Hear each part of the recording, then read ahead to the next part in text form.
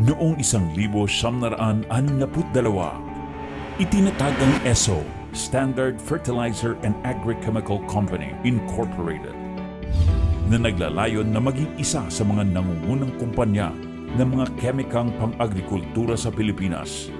Ang pagmamay-ari nito ay nailipat sa Sugar Producers Cooperative and Marketing Association noong taong 1970 at pinangalan ng Planters Products Incorporated.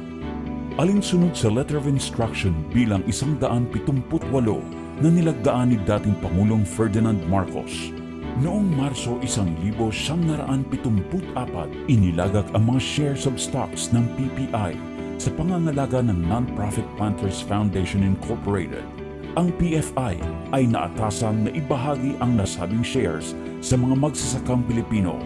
Base sa pagtataya, 25 milyong shares of stocks na naibahagi na sa may higit kumulang 830,000 magsasaka shareholders. Mula noong 1973 hanggang unang bahagi ng dekada 70, ang Planters Products Incorporated ay naging mahalagang katuwang ng ating pamahalaan sa pagpapatupad ng Masagana 99, isang programang may layuning mapataas ang ani ng mga magsasaka mula 30 hanggang 79 na sako bawat ektarya ng palayan. Ito ay isinakatuparan sa pamamagitan ng akses sa teknolohiya sa mga Pilipinong magsasaka, pagpapahiram, probisyon ng abono sa abot-kayang halaga. Ang PPI na nooy may hawak ng 80 hanggang 85% ng lokal na kalakalan ng abono, ang naging katangi-tanging Pilipinong kumpanya na nagbenta ng abono sa mga magsasaka na may diskwento na 40% para sa 600,000 ektarya sa buong kapuluan na naging bahagi ng Masagana 99. Kaugnay dito, ang PPI din ang nagpasimula sa paggamit ng makabagong uri ng abono.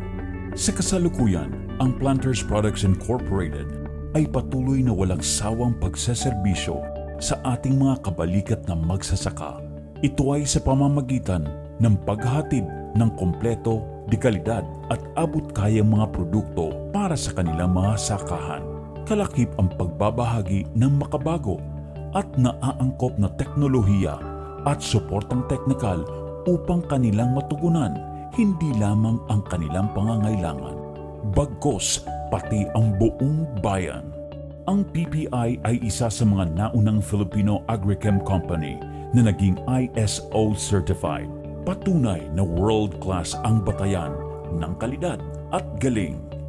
Ang kabuang layunin ng PPI ngayon ay palakasin ang kakayahan at kapasidad ng bayaning magsasaka na mapaunlad ang kanilang katayuan hindi lamang sa pagsasaka kundi pati sa kanilang kabuhayan. Ang PPI ay may layuning matustusan hindi lamang ang kasalukuyang pangangailangan ng mga magsasaka at ng ating bansa kundi paghandaan at payabungin ang kinabukasan. Ito ay sa pamamagitan ng pagpapakilala ng mga makabago at epektibong produktong hindi makasasama at mapapangalagaan ang kalikasan. Lahat ng adhikaing ito ay maisa sa katuparan sa pamamagitan ng patuloy na pagtutulungan ng PPI at ng ating mga bayaning magsasaka.